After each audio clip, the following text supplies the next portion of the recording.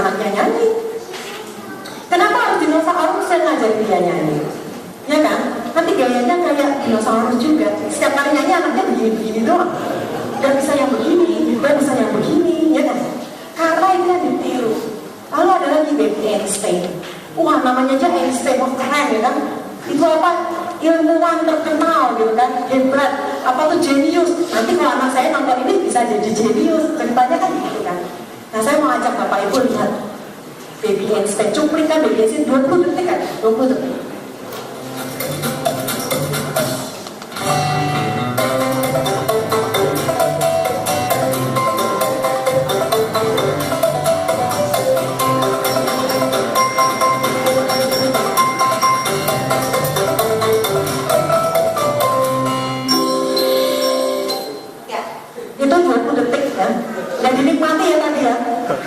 Tayangan itu 20 detik, saya sudah analisa di rumah.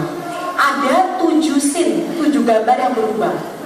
Berarti secara general dalam waktu 3 detik itu berubah. 3 detik berubah, 3 detik berubah. Bagaimana anak bisa mengamati? Yang namanya judulnya Going on the Farm. Ya kan? Dia pikir farm itu seperti itu, ya kan? Kambing, terus tiba-tiba sapi, ya kan? Terus ada apa? Muncul.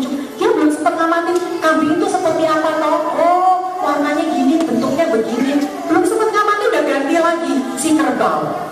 Kerbau belum selesai sudah ganti lagi anak di kebun jagung. Itu kan gonta ganti sangat cepat, semuanya tuh cepat. Loh, padahal itu bukan film kartun loh, Einstein loh, jenius loh. Tapi nggak mendidik. Sehingga pada akhirnya kalau anak pergi ke farm, judulnya Going on the Farm juga sama.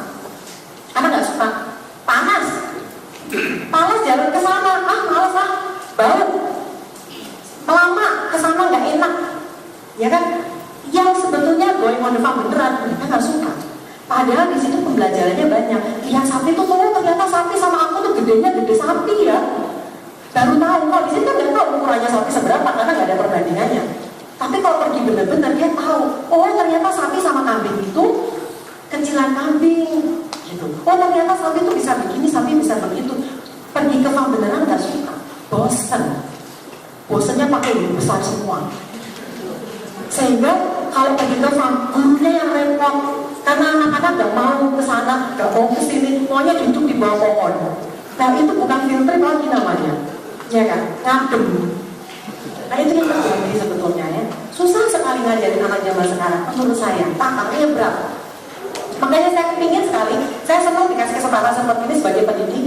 Saya kepingin saya melakukan, guru-guru melakukan peran di sekolah sebagai pendidik. Orang tua juga melakukan peran sebagai orang tua di rumah. Saya ingin menekankan bahwa peran orang tua tidak pernah tergantikan. Saya punya orang tua, salah satu orang tua murid yang anaknya bermasalah. Lalu dia bilang sama saya, Bu, kan anak saya lebih banyak waktunya di sekolah, Bu. Waktu di rumah memang lebih banyak kalau dihitung maunya ya jumlahnya. Tapi kan banyak waktu tidurnya. Terus saya bilang sama orang tua ini, Bu, saya cuma jadi gurunya anak itu berapa tahun sih? Ibu jadi jadi mamanya dia sepanjang hidup loh. Jadi orang tua itu komitmen, saya bilang, nggak akan pernah berhenti. Terus menjadi orang tua, walaupun nanti anaknya sudah dewasa, sudah menikah, tetap jadi orang tuanya dia kan. Kalau saya jadi gurunya dia, sekarang aja, sampai berapa tahun lagi sih paling. Jadi kadang-kadang orang tua lupa perannya. Bahkan saya lihat beberapa keluarga, saya senang di sini lihat bapak-bapak datang banyak. Biasanya kalau saya ada acara di sekolah, yang datang ibu-ibu, bapak-bapaknya nggak kelihatan gitu. Saya senang lihat bapak-bapak datang. Berarti bapak-bapak punya apa itu namanya ya? Pemerhati anak juga, saya senang. Ya. Nah, banyak saya lihat keluarga kadang-kadang fatherless. Tahu maksudnya fatherless ya? Jadi ada bapak, tapi peran bapak nggak kelihatan gitu. Pokoknya bapak tahunya cari uang kerja, nanti pulang seakan-akan beres itu anak urusan istri. Kalau sampai anak kenapa-kenapa, waduh, itu tanggung jawab istri bukan tanggung jawab saya, kesannya begitu. Ya, jadi jangan sampai, terutama anak perempuan itu perlu figur bapak yang kuat. Saya beruntung, saya dilahirkan di keluarga yang bapak saya itu parentingnya menurut saya cukup baik, sehingga saya selalu mencontoh dari bapak saya. Itu anak perempuannya 3, anak laki-laki cuma 1. Ya, saya sangat dekat sekali sama bapak saya. Ya, bahkan kebetulan kami punya rumah makan. Waktu itu masih warung lah ya. Kalau minggu rumah makan itu biasanya rame. Kita semua kerja, kalau hari minggu tuh semua kerja. Gak ada tuh yang gak kerja, anak-anak semua suruh kerja. Tapi setiap Selasa, orang rumah makan kami tutup. Sengaja bapak ibu saya siapkan waktu itu untuk keluarga. Jadi pulang sekolah, jadwalnya kerjain PR, belajar, terus bikin doa spontan. Nanti sore, kira-kira habis mandi, bapak saya nggak punya mobil, punyanya Vespa. Saya masih ingat, anaknya 4, kompi 4. Yang sama, nah itu temennya, bonceng bapak saya keliling kota Semarang. Ya, nanti sudah pulang, bonceng anak yang berikutnya keliling kota Semarang. Itu kerjaannya bapak saya waktu saya masih kecil. Lalu pulang ke rumah, ibu saya sudah mandi, sudah cantik, sudah menghidangkan makanan. Kita makan sama-sama. Selesai itu, kita duduk di ruang keluarga, kita doa sama-sama. Kalau nggak doa rosario, ya itu doa yang spontan yang tadi anak-anak bikin. Itu selesai, terus pasang lagu Kus Plus. Bapak ibu saya suka lagu Kus Plus, ngibing. Oh ngibing, kayak joget-joget, nah itu. Seperti itu bapak ibu saya lakukan itu. Saya ingat sekali. Hari Sabtu, itu hari yang istimewa. Karena semua anak 4 itu boleh masuk ke kamar bapak ibu saya, nginep di situ kayak orang camping. Ya, jadi semua kalau udah hari Sabtu udah kayaknya ya maunya menghitung jam. Ini hari apa ya? Hari Sabtu asik. Nanti pulang sekolah aku mau bawa kasur, bawa bantal, bawa guling, semuanya rebutan yang nempel tempat tidurnya bapak ibu saya. Cepet-cepetan pulang rumah karena kepengen ngecut tempat yang di situ. Ya, saya ingat sekali masa-masa yang indah waktu saya kecil. Dan itu juga saya ingin terapkan sama anak saya. Anak saya juga ternyata dia juga selalu tanya sama saya, ini hari apa Ma? Hari Rabu. Ya masih 2 hari lagi. Saya pikir kenapa? Ya kan di rumahnya Mama cuma weekend, Sabtu Minggu. Berarti kan belum hari ini. Oh ternyata sama waktu saya juga ya. Saya pikir ya, kenangan itu akan diperkuat. Dan saya bersyukur karena itu orang tua saya menanamkan itu pada waktu saya masih kecil. Ya, lanjutnya saya mau cerita apa ya? Oh bukan, next.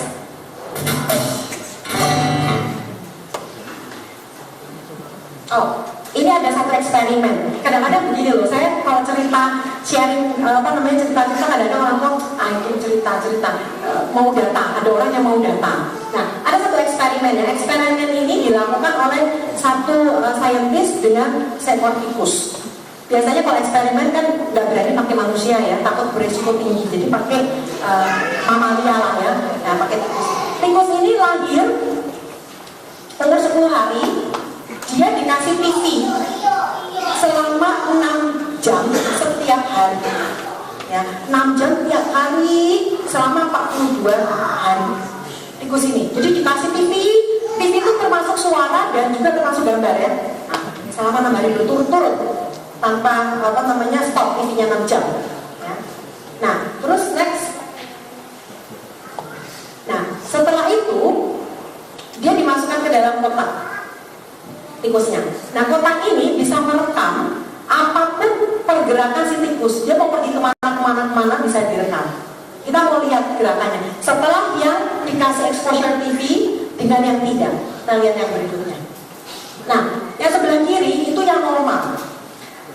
Tikus yang tidak dikasih TV, dia sangat familiar. Biasanya kan manusia maunya sama yang familiar ya. Dia nempel di pinggir-pinggiran kotak itu.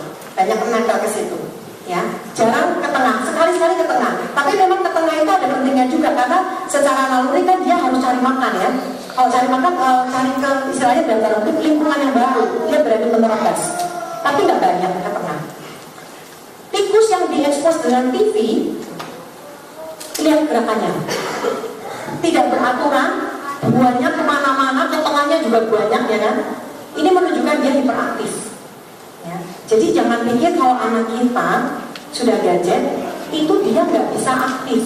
Itu kalau gadgetnya mati baru dia aktif. Di sekolah nggak bisa diem. Pokoknya karena apa? Yang seharusnya dia bergerak, dia nggak dapat. Begitu ini bisa bergerak, ini dilepas, wah aktifnya jadi nggak beraturan. Sehingga kalau kita lihat yang tikus yang ini ya, kelihatan sekali banyak ke tengahnya ya. Jadi berani sekali anaknya. Bisa nekat, yang nggak familiar ditabrak aja, aturan nggak nggak seperti aturannya begini dia tabrak begitu. Karena dia berani ambil resiko, karena emosinya besar. Ya, itu menunjukkan bahwa stimulasi yang sangat banyak untuk gadget tidak baik buat anak-anak kita. Ya, eksperimen yang berikutnya sama dengan tikus, tetapi yang kali ini judulnya tikus ini bagaimana dia merasa mengenal satu objek yang baru. Bagaimana responnya kalau ada objek yang baru? Lihat gambar berikutnya. Nah, jadi tikusnya masukkan ke dalam kotak, ya kan? Dikasih objek, dibiarin selama berapa jam. Setelah itu dikasih satu objek yang baru. Nanti kita lihat pergerakannya dia seperti apa. Antara tikus yang diekspos dengan gadget dengan tikus yang tidak diekspos dengan gadget. Next gambarnya. Nah, yang sebelah kanan ya, itu tikus yang nggak kenal gadget. Dia mendekati lebih banyak hal-hal yang baru. Kalau ada yang baru, dia lebih banyak ke sana. Yang atas itu yang novel itu yang hal yang baru, benda yang baru. Dia banyak kunjungin ke sana. Dibandingkan dengan tikus yang sebelah kanan ya. Hampir sama lah antara yang baru sama yang lama itu pergerakannya hampir sama. Tapi tikus yang sebelah kanan itu tadi lebih banyak mendekati hal yang baru. Kesimpulannya apa? Anak-anak yang banyak terekspos dengan gadget, dia dengan suatu hal yang baru bisa ignorance. Apa sih, nggak peduli aku. Ya. Orang lain mau ngomong, cuek aja. Pokoknya yang penting aku main. Ya kan? Guru ngomong, ya itu cuma badannya aja dia lihat ke guru. Tapi otaknya kemana-mana kita juga nggak tahu. Betul? Tapi kalau dia yang tidak terekspos gadget terlalu banyak, dia punya insting. Ini apa sih? Kepingin tahu gitu. Ini apa sih? Kepingin tahu. Sebetulnya naluri manusia seperti itu. Kalau ada hal yang baru, pasti dia kepingin tahu. Kayak misalnya kita lihat ya, kalau ada kecelakaan di jalan, lebih banyak yang nonton kan daripada yang nolong. Karena ingin tahu gitu loh. Ya. Tapi lama-lama ini bisa bergeser. Lebih nggak mau tahu, lewat aja. Karena ini ada eksperimennya. Jadi ini menunjukkan bukti bahwa gadget mempunyai pengaruh yang besar sama anak-anak. Ya. Sebenarnya sama kita juga sih. Tapi kalau kita, saya selalu bilang sama orang tua begini. Bedanya anak sama orang tua apa? Kalau anak kan belum pernah jadi orang tua. Tapi kalau orang tua pernah jadi anak kan. Jadi hikmatnya harus di mana? Hikmatnya harus di orang tua. Ya. Karena anak selalu cari yang enak. Kalau orang tua selalu cari yang baik. Yang baik belum tentu enak. Betul? Makanya kita ajarin anak-anak, ini nggak baik, jangan. Mau sampai nangis, tetap tidak boleh. Karena kita punya hikmat. Tapi kalau anak enggak, pokoknya aku mau, teman-temannya aku juga harus punya. Karena enaknya begitu, gitu. Tapi belum tentu kan baik. Jadi kita yang harus punya hikmat, kasih yang baik, bukan yang enak, sesuai sama kemauan anak, bukan. Ya, next. Oh, ini nanti saya bikin rangkuman sedikit lah tentang bijak gadget ya. Apa tuh namanya, nanti orang tua bisa dapat ini ya, beberapa tips mungkin ya, sambil baca mungkin bagi saya yang penting ini kan bisa dibaca-baca, terlalu gitu ya. Yang paling penting buat saya, kita sebagai orang tua harus yang pegang kontrol, bukan anak yang pegang kontrol. Gadget itu kita yang pegang kontrol. Kita harus punya otoritas. Aturannya seperti apa harus jelas. Kalau ada penyimpangan behavior atau sikap tingkah laku, kita yang harus tahu pertama. Jadi jangan biarkan anak itu sendiri. Tempat untuk pemakaian gadget juga harus spesifik. Tidak boleh di kamar. Usahakan makan bersama, tidak ada yang pegang gadget. Usahakan misalnya piknik naik mobil, di mobil tidak ada TV. Kita ngomong sama-sama, kita ngobrol. Atau mungkin dengar musik, nyanyi sama-sama. Ya, ada komunikasi. Harus dibuat seperti itu supaya kita tidak dalam tanda kutip kehilangan anak-anak kita. Ya, ini beberapa tips ya. Ada juga mungkin mengalihkan. Banyak orang tua tanya sama saya, Bu, kalau anak saya udah kebanyakan nih, kalau ibu bilang kan mendingan nggak punya. Ya kalau nggak punya sih nggak usah cerita deh. Nggak ada kejadian macam-macam.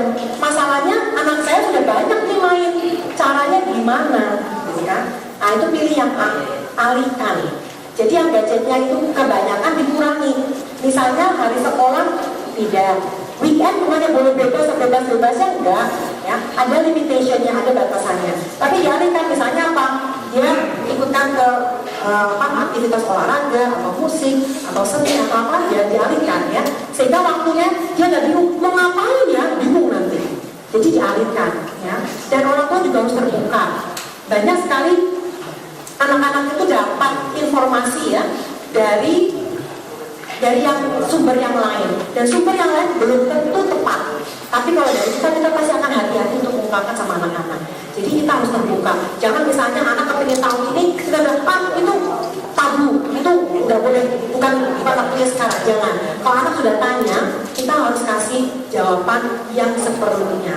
Ya, jadi jangan yang menghindar dari pertanyaan anak. Kita juga harus terbuka. Ya. Jadi ingat, ini tanggung jawab orang tua. Saya suka beberapa waktu yang lalu saya baca bahwa Bapak Paus kita, Bapak Paus Fransiskus, yang katakan bahwa keluarga anak itu tanggung jawab orang tua, tidak bisa digantikan sama sekolah. Dan saya setuju sekali. Ya, bahkan saya share di Facebook saya share, saya bilang totally true, betul sekali, bahwa sekolah pun tidak bisa menggantikan peran orang tua. Orang tua adalah guru utama dan pertama untuk anak-anak mereka. Jadi nggak bisa digantikan oleh siapapun ya. Saya mau kasih tayangan ini, mungkin ada yang tahu ini tokoh siapa ya? Ini tokoh namanya Hi Ahli. Play aja deh. Ini orang Korea. Tubuh Hi Ahli kelihatan seperti anak berusia di bawah 10 tahun.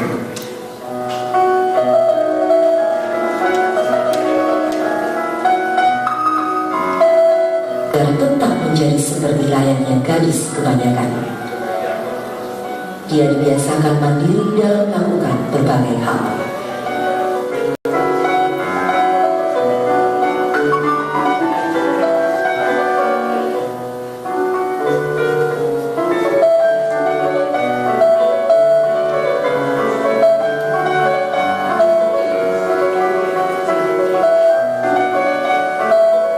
Kemandirian seperti ini sungguh membuatnya tidak berbeda dengan yang lain.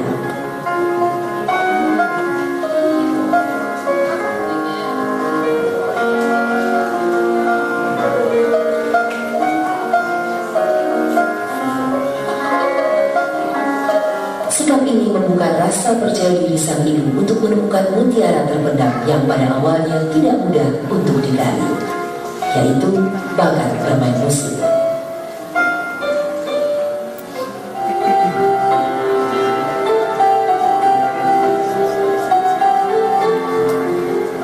Berlatih memainkan piano pada mulanya bukanlah sebuah upaya yang disengaja untuk menjadikan bakat tersebut. Pada awalnya, seorang terapis menyarankan latihan bermain piano hanya agar dia memiliki refleks motorik supaya tangan dan kakinya mampu menunjang aktivitas sehari-hari dengan lebih baik. Bahkan pada awalnya, sebuah lagu baru dapat dikuasai Hi Ahli dalam tempo 1 tahun. Sungguh upaya yang sangat luar biasa. Dukungan berbagai pihak membuat sang ibu dan Hi Ahli tetap maju dengan pilihannya menjadi pianis profesional.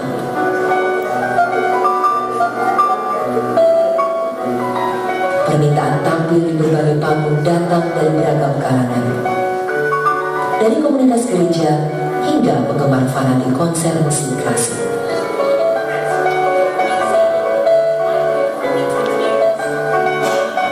Undangan konser bukan hanya datang dari masyarakat Korea saja. Namun komunitas musik internasional pun sangat antusias untuk menyaksikan keajaiban Hi Ahli.